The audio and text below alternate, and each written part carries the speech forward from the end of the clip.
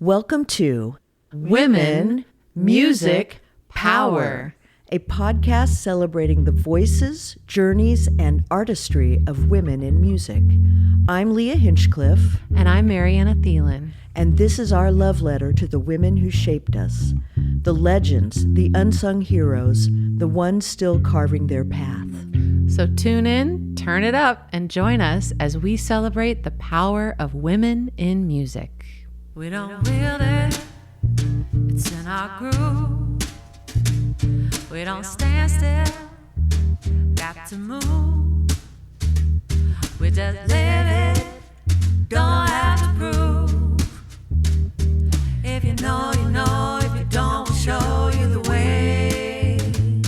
'Cause power is in our play.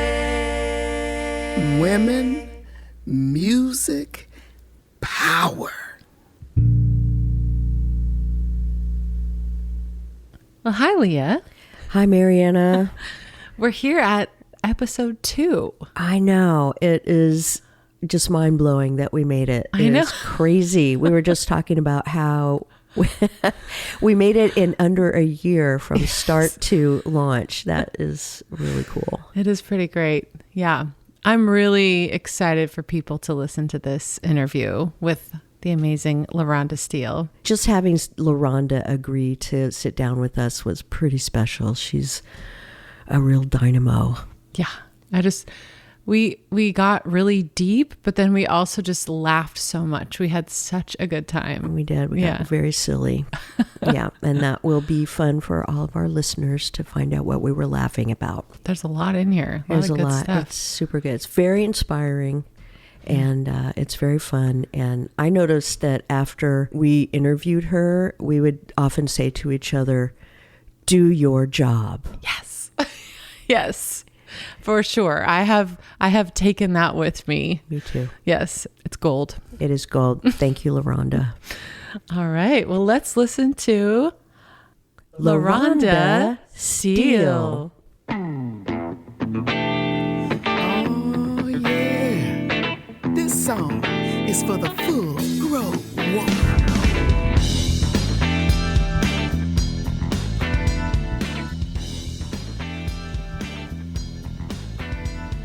Welcome to Women, Music, Power. I'm Mariana Thielen, and I'm here with Leah Hinchcliffe, my co-host. And we have with us today LaRhonda Steele, the First Lady of Portland Blues. Now, she is one of the region's best R&B vocalists, a blues singer, gospel singer, songwriter, band leader, and music director. She grew up in Oklahoma and started directing choir at age 15. She has 3 Muddy Awards from the Cascade Blues Association for Best Female Vocalist, and she was inducted into the Oregon Music Hall of Fame in 2020. She fronts her own band, the LaRhonda Steele Band, and is music director for the Portland Interfaith Gospel Choir. She can be heard on recordings of national and international artists like Gino Vanelli, Curtis Salgado, Lloyd Jones, Mary Flower, and Norman Sylvester, and her own discography, Artistic Differences, My Soul's Song, Rock Me Baby, Yes Please, and Songs of Freedom. I am so excited to have you here because I started out as a fan of LaRhonda's and still am. And then I got to work alongside her. We were both involved with the Lullaby Project through the Oregon Symphony. And I'm a huge fan of you, your singing, you as a person, your family. And I'm so excited to learn more about you. So welcome, LaRhonda. Yay. Thank you for having me. Yeah. Thank you. I'm so happy you're here. I am just in love with you as an artist and a human, and I'm thrilled you're here. Oh, my goodness. Yes. Well, thank you, Leah. I, too, love you. Oh, I feel it. Thank you. And now Leah, how did you and LaRhonda start working together? The first time I remember working with you was with Sunny Hess. I remember that. Yeah. Yeah. Sunny has brought so many of us together. She has. Yeah. That's a real gift of hers. Mm-hmm. It just seems like I've known you forever. Yeah. Yeah. Yeah. Well, we probably have known each other in a past life. We probably have. Yeah. Yeah. I feel a connection to you. There's a really great piece on Oregon Art Beat that features you and your daughter, Lo or Lauren. Does she go by either? She likes Lo. Lo. But okay. I call her Lauren. Okay. Actually, I call her Lodi Lo. Lodi. I love that. That's great. But in that, you were talking about, so you grew up in Oklahoma and you moved to Portland. Mm-hmm. You mentioned it was a big culture shock. Yes, I moved from a very small community of mostly African American. Yeah. And I went to school in the city, so I had some interactions with people. Well, can I just say white folks? Yeah. I can say that. Okay. Sure. we're okay with that, right? Well, call it what it is, I guess. Yeah, I mean, I love white folks. Yeah. So I married one. Yeah. So I always say I married one and chose to mate with one. Oh, that's Lord. Anyway, when I moved here, the only people of color that I saw was like my immediate family. Yeah. Everywhere else I went, I was like, there's oceans of white people. Yeah. Just Yeah. a sea of white people. And it's like, I found it, and I went to college too, so I saw different ethnicities and races of folks. We're all the human race, but you understand what I'm saying. Yeah. Where'd you go to college? University of Central Oklahoma. Okay, University of Central But Oklahoma. that was so long, girl. Yeah. That was so long ago. Yeah. My goodness. And so that wasn't the problem, but I just mostly saw white folks. Yeah. And I said, this is going to be interesting.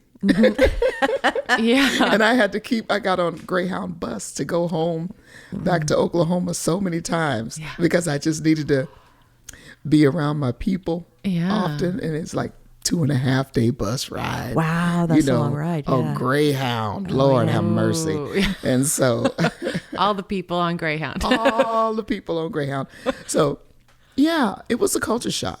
Yeah. I don't think I'd ever been in a room of people where I was the only African American. And that was a brand new experience for me. Yeah. It can be hundreds of people and I'm the only black person. Huh. And then my skin is so light, but still ethnically that's who I am. And, and that at times made me sad. You know what I mean? It made me feel a little uncomfortable. But, it was an experience. Yeah. So just kind of a culture shock. What year did you move here? I believe I moved here. I think I moved here around about 93 or 94. Okay. I'm curious about how that it's changed for you over the years, or has it changed over the years? It has changed over the years. I live in Northeast Portland now. I've seen that get gentrified as well. Yeah.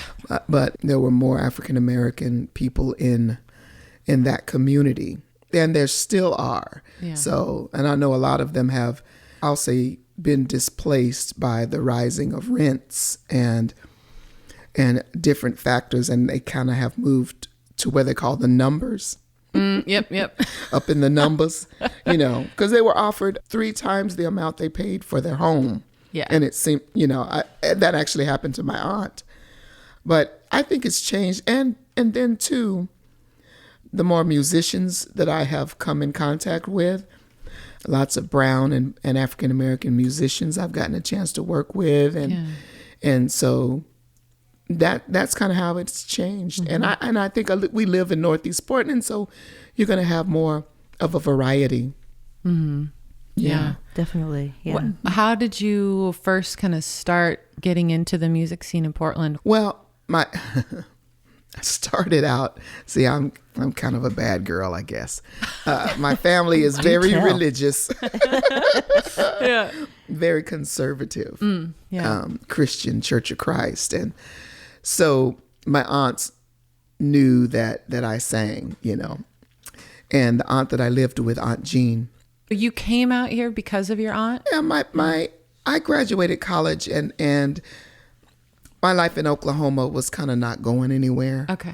I looked for jobs and just couldn't find anything. And my dad thought that it would be a good idea to at least come to see what it would be like in Oregon, because his family moved up here.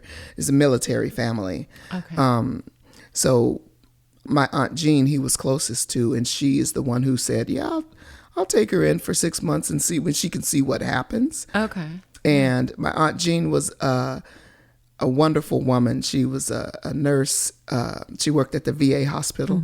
She was in the Navy, and she was a wonderful nurse, just loving and caring. So I lived with her, and she was volunteering around the city at different things like the Singing Christmas Tree and the Martin Luther King Jr. celebration through World Arts Foundation. She knew the, what would we call it? The talent coordinator.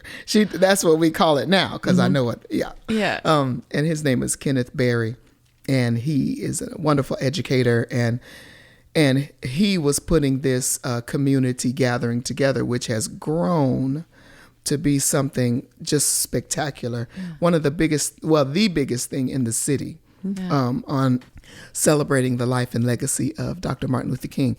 And so I auditioned over the phone.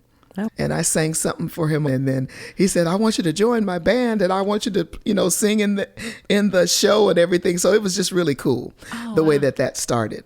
Yeah. And once you meet one musician or are in front of that many folks, it just snowballed from there. Yeah.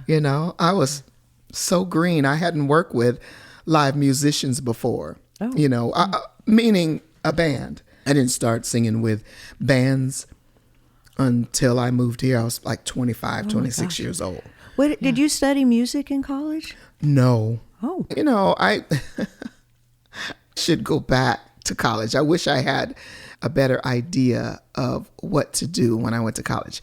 I studied business administration, finance, which I do love. I've done some accounting work. I love it when the numbers match and everything balances. Well, It's that probably delicious. helps as a musician who's in charge of your own. Kind of does, because I don't mind doing that type of work and managing myself and managing the musicians that I hire and filing the right taxes, So it's like both sides of my brain have to work all the time. Yeah. If I'm going to work, then I have to be the administrator as well as the lead singer, as well as the roadie, for a long time. Yep. And thank God I was young. For a long time, we'd have to go set the gear up, plug in everything, have the set list ready, and then be presentable to an audience. Yep. And then remember all the lyrics. I mean, it's a lot. It is a lot. And I love it. Yeah, Yeah. absolutely. And I knew that is what I'm good at. That's what my heart was calling to. And business administration, I'm not a corporate chick. I don't even know what I was thinking, y'all. Well, did your parents kind of steer you in that direction? No, my parents were not very involved in my education. They just left that to counselors and stuff and kind of left it to me. And I never dreamed that I could get a music degree. I didn't know anything about that. I just knew I loved to sing, and it was all organic. So then you get to Portland and you get hooked up with this guy, and then just things kind of one after another. I met Norman Sylvester, and once you meet Norman, I knew 2 songs. I kept telling everybody I knew 2 songs: "Down Home Blues" and "Baby I Love You." Nice. And oh no, it was "Chain of Fools." Oh, yep. Chain of Fools. And so he'd be at a gig. He'd say, "Come on over to such and such," and I'd get up and I'd sing my 2 songs, just scared, just like not looking around. Oh my gosh, I can't imagine you being scared. I was so scared. Oh wow. I did take a show band class at PCC. Oh, interesting. And so that also introduced me to other musicians and stuff. So it was a wonderful journey, just growing and thinking, oh my goodness, I can do this. I can do what I love. Yeah. At the time when I was in, the first band was Ken Berry's band called Time Sound. There were about 3 other singers, and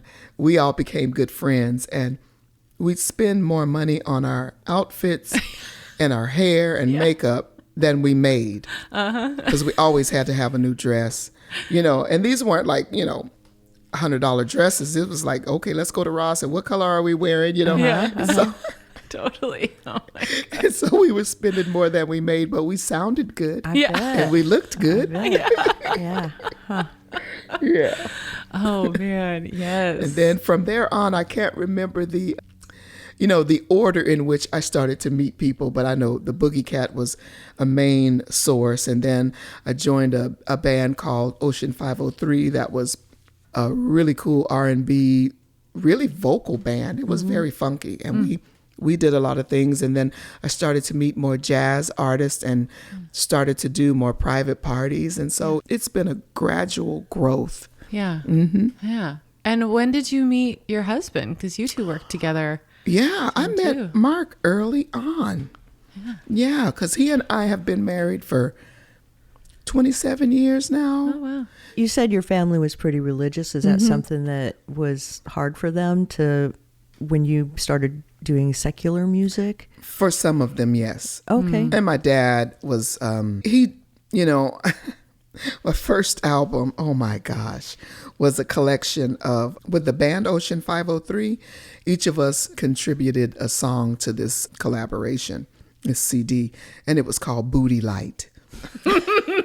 Oh my God. So, who chose that name? Oh my God. it's so wonderfully silly. Yeah. Right. Yeah. I can't believe this. But I used to go here, Ocean 503, at the Candlelight. And yes, at the Candlelight, we were there for a long time. Yeah. Every Miguel Wednesday or Roberts, something. bass player, and since he's passed away, Jeff Ward. Oh, yeah. Jeff Ward was on drums. Yeah. He had this wonderful high voice, like he could sing that like that, and he's got a song on the CD. And Mark Steele was on keys, and we had on guitar, Steve Smith was on guitar. Okay. Yeah. And so we always had a male vocalist, but so we went through a couple of male vocalists, and I was the chick singer. Yeah. And Miguel just started playing this funky thing, right? And then Mark started playing a funky clav, and it had this slamming beat like this. And I bought this little disco ball light. Nice. And so I would set this disco ball light up on top of the speaker. And then just over time, we started calling it, the booty light. So check it out, y'all. Look at that booty light. It'll make you move your booty, So I wrote this rap about booty light. You've got to hear this. All right. I need to hear this. Okay. Do you remember any of it? Let's see. I said, I see you staring at my booty light. It's bright, it's light, it's tight, and it's right. Or some shit like that. That's amazing. I love it. Yeah, I see you staring at my booty light. It's bright, it's tight, it's light, it's right. Be careful, baby, don't stare too long, or soon you'll be singing that booty light song. Gonna be swinging. Our record's playing. You're gonna be dancing in the street, and you're gonna tell everybody you see about Ocean 503, baby. Oh, yes, you will. Oh, yeah. Ooh.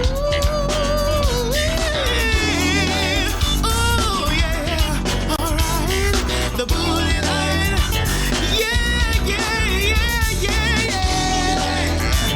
Here's all right now. Ooh, that thing is tight. Oh, that was, what's so fun about that? And you look back on it, it's really corny, but that was like creativity happening, and it was fun. I love it. And so. And oh my God, you got to see the cover of this album.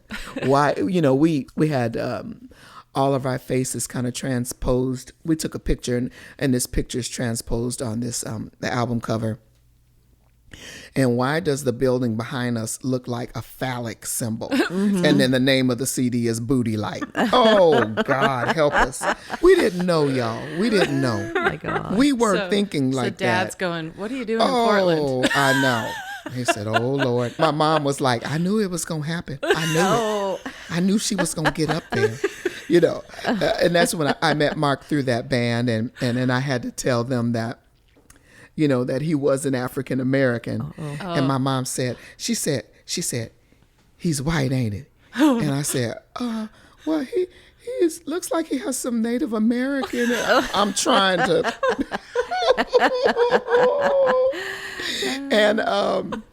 And it's like, yeah, he's white. Yeah. And I'm pregnant. No.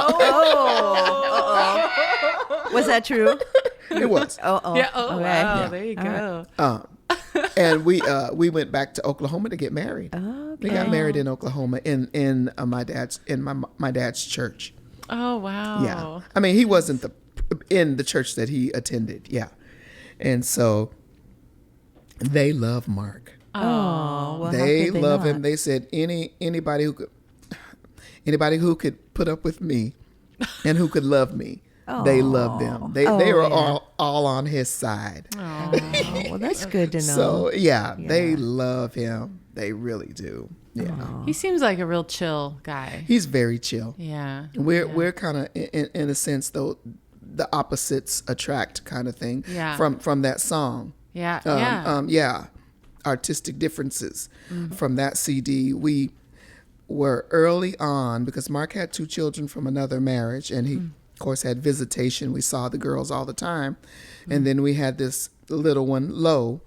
And then, when you're young and you're parenting and you're gigging, it's just like for years you just put your head down and you just go. But we had the desire to make a CD together. We knew that was what we wanted to do. And so we collaborated with lots of different musicians. So on Artistic Differences, you'll see the musician list change just about for every song. We had different drummers and different bass players, and then we did some I call it in the can, where we just use sequences and everything. But we got that thing done, and it was just amazing. You'll hear the girls singing background. I love that. It is so precious. Which one is Tyrone is on? Tyrone is on. Hendricks, a drummer. Oh, it's Tyrone, on. Seems weird. Oh, yes, he's running yes. around in Cycles. circles. Yeah, I love and that at the song end, so you hear much. him kind of doing a little thing. Yeah. And Yeah. then I started doing this thing where I was slapping my. Oh, because we started being silly at the end of it. It was And so so we good. decided to keep it. And it was just wonderful times. Yeah. Yeah. Should we listen to a song off of it? Yeah. Talk about it? I'd like to do that. You say I'm crazy. I don't feel that way. You see, I'm staying medicated all the time. You try to say it's just the little things. See, but the little things get bigger in my mind. When it comes to helping out your friends, you make it look like you're a saint. You're there each and every time they call, yeah. But when I really need you there, you ain't. You keep coming back. Opposites, they do attract, yeah. We stand toe to toe, round and round we go. I keep loving you despite all the things you do. In and out romance, they take us to and fro. See, I don't like you, I'm mad at you, yeah. And I don't agree with your ideas. It seems that all the things you love the most are all the things that I most fear. The in and out romance, we were in the midst of young children and gigging and just putting our heads down and just working, and sometimes it was just really hard. And so that song is kind of like this way to vent. And so we did both write it together. I was going to ask you, yeah. We did. So he had ideas, and then he certainly wrote cycles, because I love the way he talks about the man and the, you know what I mean, how they view the world, because it was so us. But the in and out romance, we had this clashing of ethnicities, because Mark is, Caucasian. I'm African American. So when we came together over music, which is both our loves and passions, and it's embedded in our family. That's just, so everything else we were kind of opposites of, whether it be gender or he just white and I'm black. You know what I mean? And I used to use my voice, I as a person, and I think with some of the black folks I hung out with, we just loud.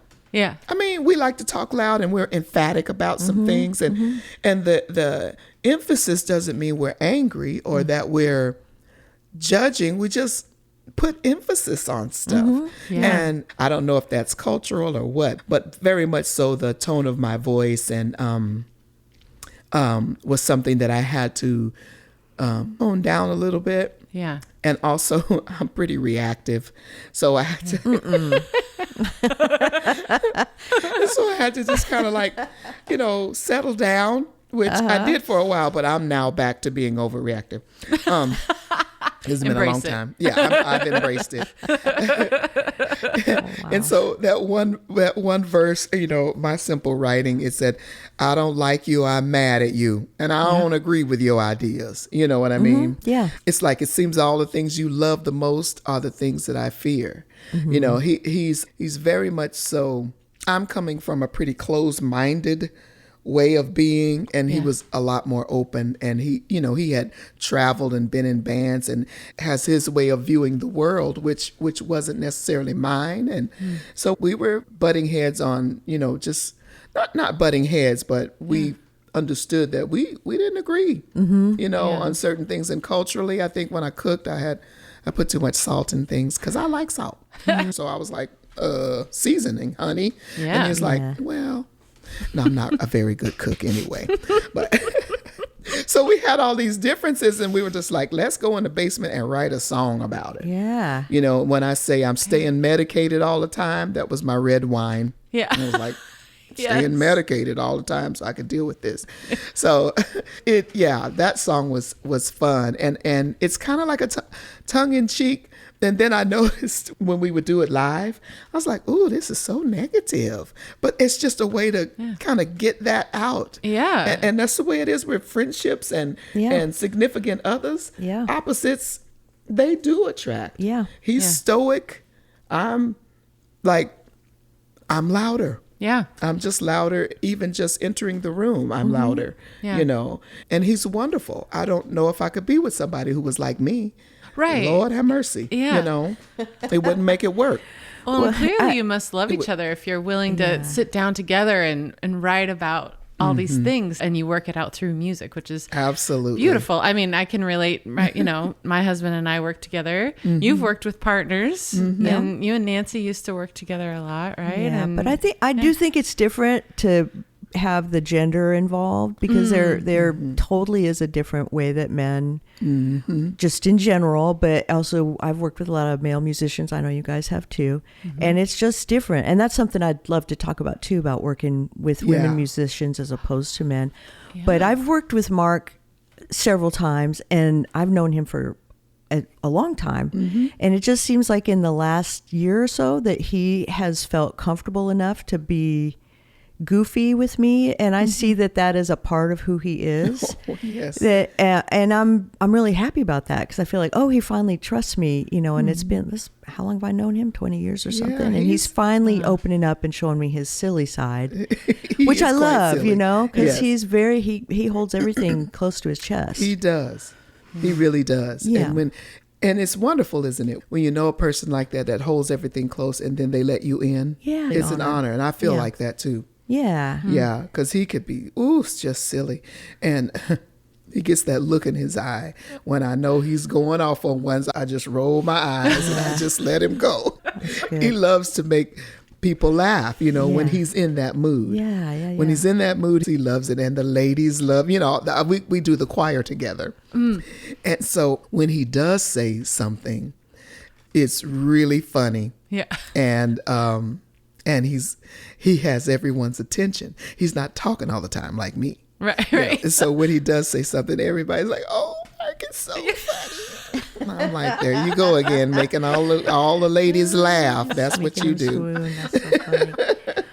So I want to say a couple things about this song before we move on. I love hearing you talk about you guys doing it together, and the horn line is doing the get up, stand up for your rights. And I just thought that was such a cool thing to put in there, as a sort of musical comment about, each of you standing up for yourselves. That's right. I just love that. And don't give up the fight. Don't give it up. There's so many great songs There on that really album. are. I love that. Cycles is one of my favorite. I just love that. So I love playing it with you guys. I love it too. He took, Cycles of 4? Yeah. Yeah. And so he, and so it was just so fun. And Tyrone Hendricks was on drums, and he just has a feel, he does. It's just, oh man. He's just got a deep swing in his playing. It's so funky. One slow motion moment at a time, they recognize a need for each other.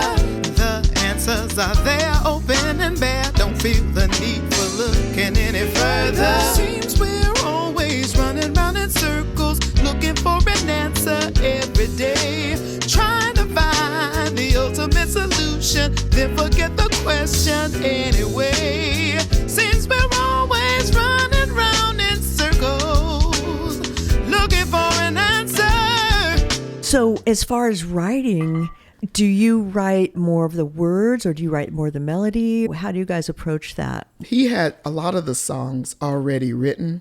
Like there's a song called Another Try. He wrote that when he was 18. Oh, wow. So he wrote that one, and I kind of wrote In and Out Romance with him. Cycles, he wrote the words for it. So that one was his. I have a song on there called Unsurpassed. And for me, it's melody. It's melody and a groove. And so what I do is articulate that to him. I'll sing the melody actually for him, and he does the underpinning of chords and all of that, and we discuss whether that works there and if we want a bridge section, and and words come to me too. Maybe just even a catchphrase, and then we flush it out with what do we want to say about that. And it's very vulnerable, because it's very vulnerable to write with anyone and your partner, especially if you're not used to that. And so he has a way of saying things, and I have a way of saying things.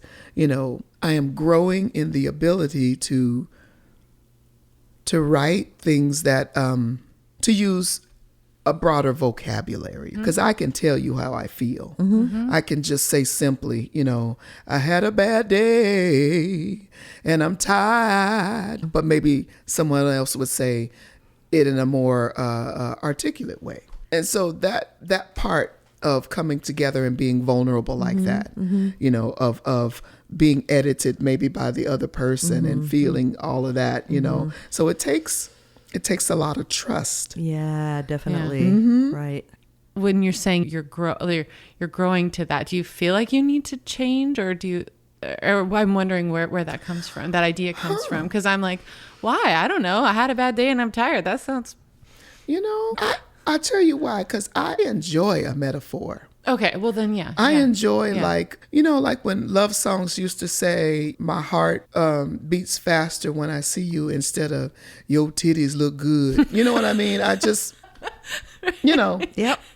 I want to bend you over the table. I like a metaphor. Yes. Yeah. I mean, warm me up with a nice metaphor. Yeah, the I hear romance of it, or the, the description of, Some poetry, maybe. some poetry. Yeah, I mean, booty light, that's a metaphor. Well, you know what? and I was so naive. I mean, not to say I was like, the Virgin Mary or anything like that, but I didn't think about it. Well, all the implications of, oh, Lord help me. So now I'm a little embarrassed. But it was about dancing. I felt like I needed to describe what I'm talking about. Yeah. It's not a sexual act, people. This is about dancing and moving your booty. Oh, Lord. I'm sorry, I shouldn't have brought it back to that. Yeah. And no matter what it is for you or me, people are going to put their own meaning Exactly. on it. That's true. And that's why I think, like, I enjoy metaphor as well, because then you can create it in your mind. And also, simply saying something too. Yeah. Just simply saying, I'm tired and I'm upset. I don't like you. I'm mad at you. Yeah, there's a I lot don't of agree power with in your that. ideas. Yeah.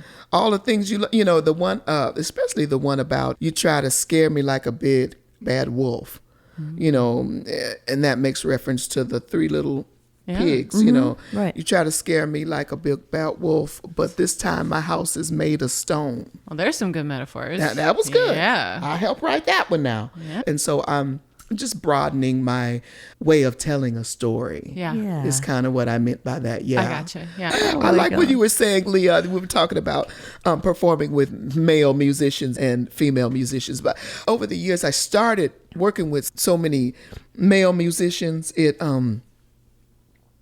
don't know, there's how can I say it? It's like I guess the word that comes to me is like there's a hardness to it. It's like buck up and do your job. Do your job. Sometimes the femininity or the softness kind of goes away when you're working with a lot of men. They're kind of, Yep. that way. And sometimes I think sometimes they forget that you're the type of woman who does like being taken care of, who does like, hey, do you want to drink, LaRhonda? Or if somebody's coming up to the stage, getting in my face, you'll put your instrument down and you'll come and you say, what's going on? Mm-hmm. That kind of stuff was eluding me or it wasn't present in some of the bands that I had worked with early on. Yeah. It's like, I don't want to play both sides of the fence, but it's like, and then having to be the band leader and to make sure all of the administrative stuff was done. I think I started to kind of resent that, and it made me feel less feminine because I was the boss running, having what I felt like was having to do it all. Yeah.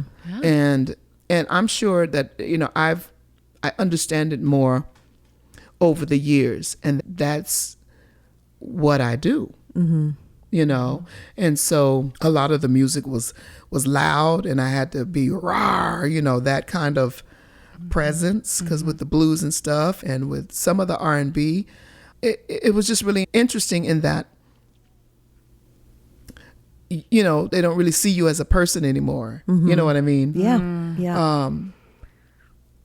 Pay attention to what's going on the front line, Right. instead of you being into your instrument. Right. We had, it used to be a little bit wilder back in the days, and people would just come up to me, and it's like, and you really shouldn't do that. And I didn't feel like anybody in the band had my back in that sense. Right. You just had to take care of yourself, and you're taking care of all them too, and all their needs. Yeah. And It felt like that. Yeah. And That's a lot. did Have it for a people- long time. Right. And then I started meeting some musicians who actually, I'll say this, who actually like women. Oh, interesting. You're talking about men. I'm talking about men. Okay. I think sometimes, well, I will say I have experienced male musicians who don't like women. And so anything that you do is resentful, even though you're the one getting the gigs and taking care of all of the administrative stuff. Yeah. They're resentful towards you because they got to work out their mommy issues. Yeah. Oh, yeah. Right. And I've dealt with that, Yeah. but not anymore. Early on, you deal with a lot and you learn. Right. And so now in my life, I work with people that I doggone generally, I just like, Yeah. Right. Yeah. And we have a connection with the music, but also as human beings. Yeah. Once you get to a certain age, and I asked the universe, I said to the universe, this is what I'd like. I'd like to not be playing a bunch of bars, like I did in my first years of coming up and learning. I said, I'd love to not be playing in bars and having to depend on what I thought was my sexuality and my sexual allure. Oh yeah. You know, to be on stage. I want to move beyond that because I'm getting older. Yep. And you know how they do older women. Yeah. But older women there's a whole world too for older women too. You youngins, Mariana, get ready. Yeah, as You I'm know what I looking mean? at 60, I'm like, oh, this is a lot different than I thought it was going to be. Yeah, there's Still a lot of life to be experienced, Yeah. even when our bodies change. Yeah, absolutely. And so, and I play with folks that I love. I play with folks that I admire, and they admire me. Yeah. And we understand how to communicate with one another. Right. That is, oh my, that's so important. It is. And that takes growth on my part too, and trust. I'm not saying that they were all wrong. They weren't. Yeah. I could have been taking things wrong. I was taking things I was extra sensitive maybe. You know, there's no wrong in any of that. Yeah. But who I work with now, it feels good. Yeah, that's good. Mm-hmm. Well, I mean, we have to work harder. I'm sorry, but that's just true. As women, we have to work extra hard to be taken seriously. You have to be even better than any man. You have to be twice as good to be taken seriously. Right. As an instrumentalist, I'm sure you came, you know, with so much resistance to you, and you're a funky bass player too. Oh, thank you. Yeah. And then you play upright as well. Yeah. I know the men are looking at you like, what are you doing? You know. Oh, yeah. You have to prove yourself over and over and over again. Over and over at every single gig. Even if I've played with them before, they're like, "Oh, can you still do that?" Or you know, like, yeah, it's weird. It's not, and They wouldn't say that to a male. Oh, no. You don't. I've never heard another male musician say to somebody, "Oh, can you still do that?" No way. But they think they can say whatever they want to us. right. It's really interesting. Yeah. Which is one of the things I love about playing with just women groups, where that stuff is just not there. Yeah. It's just not there. And I'm not saying I don't love playing with men, because I do. I play in bands with men all the time. Yeah. But like you, I've kind of whittled it down to the human beings, not just men and women, that I love to play with. I love them as humans. I love them as musicians, and I feel like they respect me. And have you experienced this? And I'm asking you too, Mariana, where you might take one of those gigs that you know your intuition says you don't have to do that, but you do it anyway, and then you come home feeling like shit. Yeah, absolutely. I've had gigs like that where I said, I don't want to do music anymore. Yeah. If it has to be like this, Absolutely. I don't want to do it anymore. Yeah. Yeah. Have you had that? Yes, and I was relating to what you were saying about how you told the universe, I don't want to do these types of gigs anymore. I kind of started getting to a point where it's like, I don't want to play at this bar anymore. I don't want to play for a bunch of drunks who are just going to, you know, drown us out. And because you come home and you're like, oh, what am I doing? You know, I'm hauling all this stuff out there. Right. I'm working so hard. But I really admire, just from what I've observed from you, LaRhonda, is you seem to have such a good sense of boundaries, but you're also such a warm person. And I wonder, how do you work that balance? Because I think that's got to be tough. It is tough. You know, well, my husband and I are musicians. That is our main source of income. Yeah. So my income comes from being the band leader, also being a choir director, also being a vocal coach. Also, if somebody needs some studio work, I'll do that. And over the past couple of years, I've ventured into acting. Yes. So I'm an actor now. I love it. I've been acting my whole life. You know, a lot of us have. Whatever you want me to be, I'll be that. Right, exactly. You know, Yeah. and so as you get older, you just say, you know, I don't want to act like that anymore. And it's hard because I still will take a gig that pays good. Maybe I don't like everybody, but then I just do my prayers and I stay inside and I do my job because I felt that for so long. I have kids. Yep. I got a mortgage. Yep. It's not about me having fun every night. Right. You know what I'm saying? Yeah, it's This work. is my job. This is my work. Do your job. And I could respond and gather myself because of that. And so that's what you do. That's how you balance that. I'm starting to record. I got a grant maybe about, when we were going through COVID, I got a grant to do some meditative things. And so I did one piece already with a handpan drummer, friend of mine. And the next one I do, I want to be really soft. I want to start exploring that softer side. I know I can holler and belt it out. I want to explore the softer, richer side. And so that's what I'm looking forward to. I've heard that softer side of you too. And in the Lullaby Project, you kind of explored that too. Yeah. LaRhonda and I were part of this project called the Lullaby Project with the Oregon Symphony, where we wrote lullabies for families who experienced homelessness. It's a really beautiful project. And I did it for a few years. And then that was something else with my illness that I just kind of had to let go. Do you want to share about your illness? I tell the story. I tell what I'm going through because I am an advocate, and if it will help anyone. I was diagnosed with stage 3 breast cancer in 2014. And in 2021, it moved to stage 4. So it started, lesions started to appear in my lungs and in my bone a little bit, in my spine. So I'm living with this condition just like I live with albinism, my whole life, which is a genetic condition. And what I can say about it,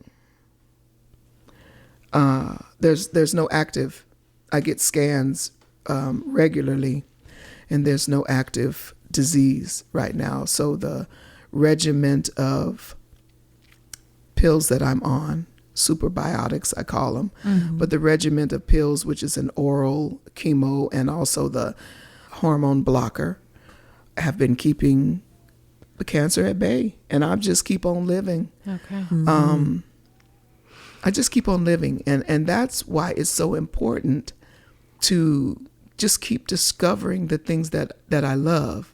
I love my family, and I love music, and that's what I've been doing for the past 30 years. That's what I've been doing all my life. And so the music is so healing, being around people that inspire you. My family inspires me, doing the things that I love, which I feel very blessed to be able to do that and do it well. Yeah. I know now that I'm good at what I do.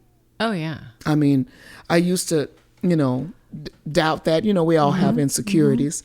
And when you go through something, when you're living with a condition like this, I'm not going to spend energy on being insecure. Yeah. I'm spending energy on how do we make this better? How do we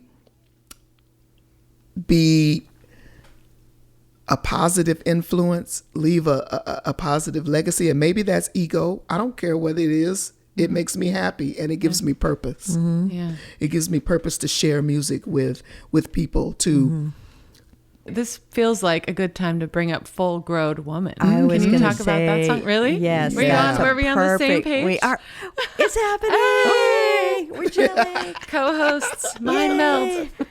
Yeah, let's definitely listen to that right now, because that is a perfect song. She knows what she wants and knows how to get it. She'll buy you some breakfast and have her way with you. Pull you in so deep, you just might regret it, but there ain't nothing you can do. She's a full-grown woman, tested, tried and true.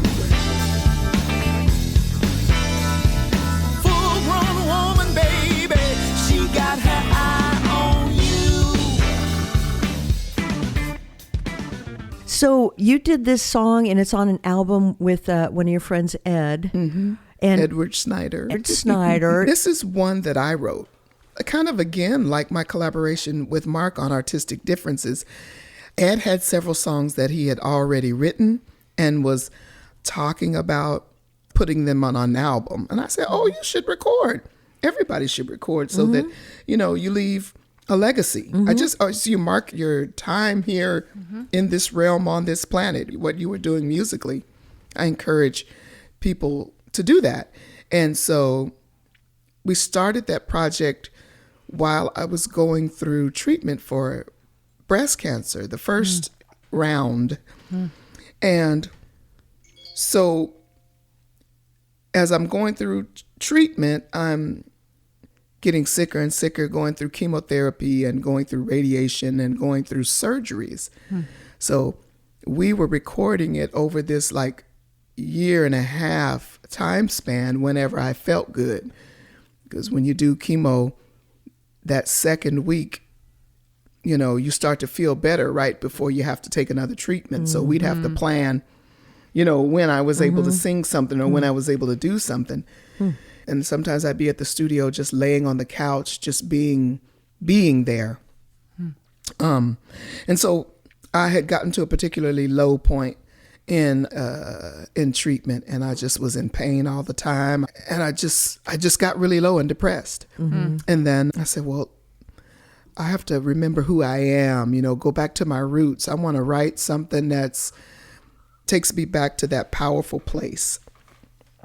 So I had gotten to a place where I wanted to write a song to remind myself of who I am. Yeah. And so I went back to that kind of like, you know how the blues men are always saying, I'm a hoochie coochie man, I'm this and that. And so I was like, yeah, I'm a full grown woman. I'll cast my net and I'll reel you in. Yeah. You know, I'll buy you breakfast and have my way with you. You know, that kind of Yeah. Well, posturing from the other side. Lots of posturing in the first part. And then it talks about, you know, I've been dragged through the pouring rain. I've gone through the fire and have had pain all through my body. Yeah. But with love and time, my fire's still burning bright and I'm still in the fight. And so that just helped me gather myself and inspire myself to get up and do my job. You know what I mean? Yeah. To do and be that thing that brings me life. And just to remember that I'm more than this disease. I'm more than the surgeries, and I'm more than that. Remember who I am. I was trying to ignite that root chakra again. Yeah. Well, it's a powerful song. That root chakra goes away when your body is being cut on and you're given things are being taken away from you, from your femininity. It was really tough for me. It was so tough. My goodness. Because I love my boobs and I love boobs. Yeah. And to have sickness in my boob.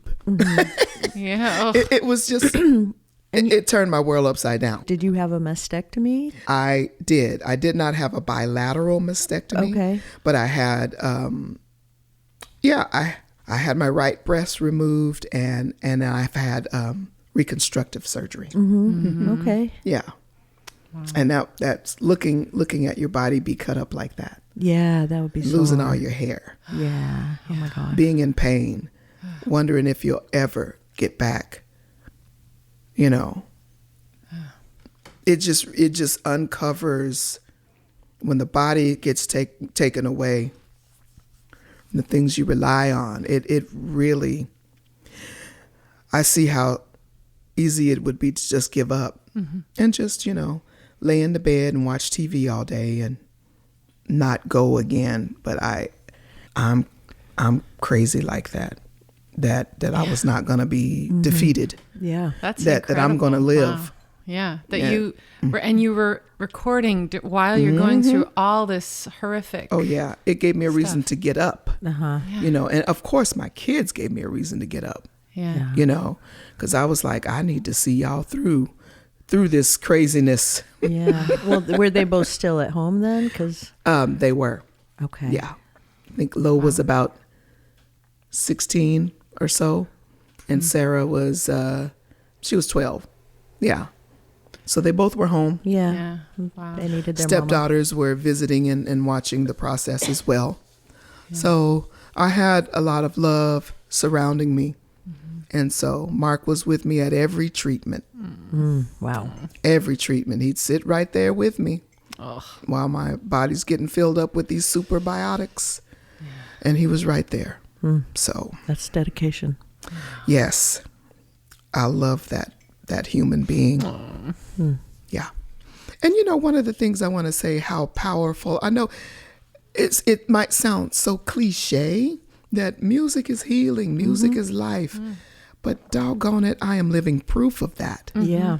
Yeah. And we were just talking about what music might look like in a few years. I know that what you hear on the radio isn't, I'll say it's not all of what's going on. Yes, that's There's so true. so many talented kids out here who are learning the fundamentals, who are learning to sing without, you know, The the vocoder and all of that, Yeah. who are taking lessons, who are being so creative, and they're taking over the world. There are a bunch right here in Portland. So many. Oh man, Yeah. we've got such a beautiful depth of talent here, and they're gonna keep it going for us. Yeah. I Yeah. think You so know, too. I have no worries whatsoever about that. And you just have to go out and look. You can't just depend on what you see on TV Oh, yeah. Oh, or yeah. even hear on the radio. Yes. Especially. You know, you got to go deeper and understand that music is still alive and well. All the creativity is still alive and well. In Portland, you could go out every night of the week and see something good live. Like, really could. It's incredible. It's a beautiful town for that. People, musicians we've met even from like Chicago or New York, and they say there's nothing like this Yeah. where we live. Yeah. And I'm like, wow, we're in a special place. We are. I'm so grateful to be here. Well, I'm so grateful you're here too. You know, probably the last time I saw you perform, I saw Lo open for Diane Reeves for the Jazz Festival. Child. She was incredible, and she brought you up on stage. She brought me up on stage. That girl, it was surreal. Yeah. It was like what I was telling her and some of her bandmates about it. I was not expecting her to do that. I really was not. Yeah. I was just there to just watch, you know, and to her and support her and see Diane Reeves, because I loved Diane. Oh my She gosh. is magnificent. My Lord.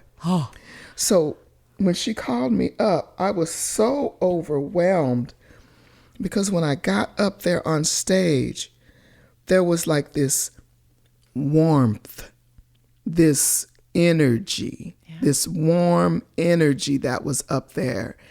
And then the spotlight was right on her. And for her to maintain and have that kind of energy under control, you know, I hope I'm saying that right. You're talking about Lo or Diane Reeves? Lo. Lo. Okay. Yeah. Yeah, because I went up, and that's why I was just like amazed at what those young people had created, what she was able to hold on to and make her own. If there wasn't fear, fear wasn't up there. Egomania wasn't on that stage. Insecurity wasn't on that stage. It was warm power. Yep. And for her to call me up to let me experience that with her, my God, Oh. you know, my Lord. Well, I was in the back and I felt it. And I mean, I don't think there was no dry eyes. When the two of you sang together, when she brought you up. Because I shared everything with them. And for her to give me that gift. Yeah. I have to have a story now too. Okay. Okay. Yes. Okay. I saw you at the Tank and the Banga show. Talk about Same young place, people. right? Tank, Young holy folks. man, Yeah, I love Tank, that that group. band, they are just on fire. And so Lo opened for them. Yeah. And brought you up. And it was Yeah. such a beautiful moment too. Oh, it and I was- was crying too. I was like, oh my God, just to I know, see it's how like, much oh. how much she admires you and reveres you and wants to share you with the world. I mean, it's really amazing. She goes places that I could never go. And that's the way it's supposed to be. Yeah. You know what I mean? Yeah. Open up doors for her. Yes, and she is so phenomenally talented. Yeah, she And is. she's this person that came from artistic differences, honey. Yeah. You know what I'm talking right. about? Yeah, she's got both parts of that. These two people from across the country from each other got together because of music, and then look at this music baby, this incredibly talented actor, this just cool human being. And her sister is that way too. I dreamt these people up, and I'm glad they chose to come and hang out with me for a little while. Oh, me I can too. be their mama. In another life, I would be your child again. Try to be more mindful when we didn't get it right. In another life,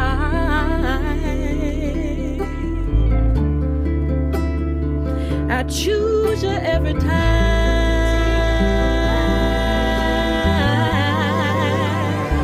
I choose you every time.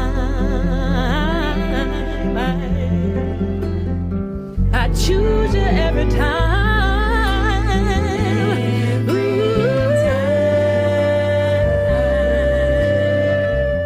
In my outpicturing of the world, I really live with do no harm. And that music is life and music is healing. Absolutely. And I've been so grateful to be a part of, to have that journey coming from getting maybe $25 for a gig and spending $50 to get ready, and then being put your head down and just do your job and gain all of this, experience and take care of your family and pay your bills and blah, blah, blah.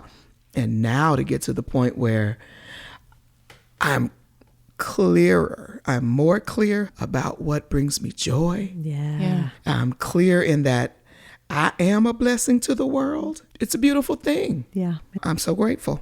Yeah. That's wow. What a beautiful life. And I mean, I've certainly been healed by you at various musical moments, witnessing you. Oh. It's the truth. Seriously. Well. So you've made a difference in my life. Oh, wonderful. Yay. Oh, it's so true. Yay. I am glad. Yay. Thank you. Thank you, Thank you so LaRhonda. much. Thank y'all. Thank I could just do you. this all day. And Me more too. stories will come out. I of us. know. We'll have you back. And we will have you back. Part 2. We'll have part 2. Yeah. Come on now, full-grown woman. I'm a full-grown woman. I'm a full-grown woman.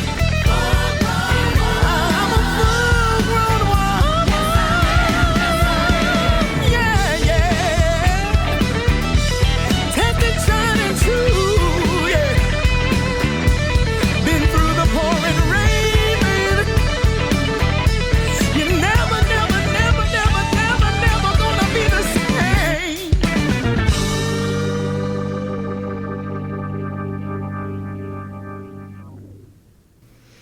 Wow.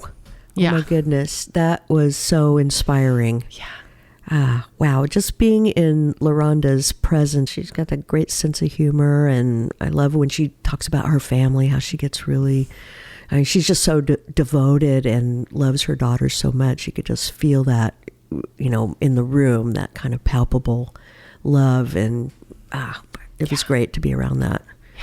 Yeah. I love that song that her daughter did that was like, I could be your mother. Yeah. And I'm just like, having a mom like LaRhonda certainly inspired a song like that. Yes, right? Because she had absolutely. such an example of a amazing mom, so that she could kind of write that and pass that on. Yeah. Yeah, truly. And, nothing can hold a candle to Booty Light. I mean, that's a real highlight. Booty Light is a highlight for me. That was so fun to hear about that, and then just get to have the pleasure of hearing that song.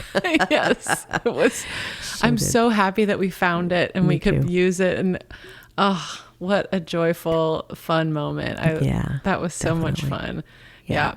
I love too how, like we talked about at the beginning, but the Do Your Job had sort of an evolution, because at first it was like, oh, this is what the men said, do your job. But then she kind of owned it at the end. Like, no, this is now my thing that I use to get through situations. Right. And I was like, yeah, that's really true. Yeah.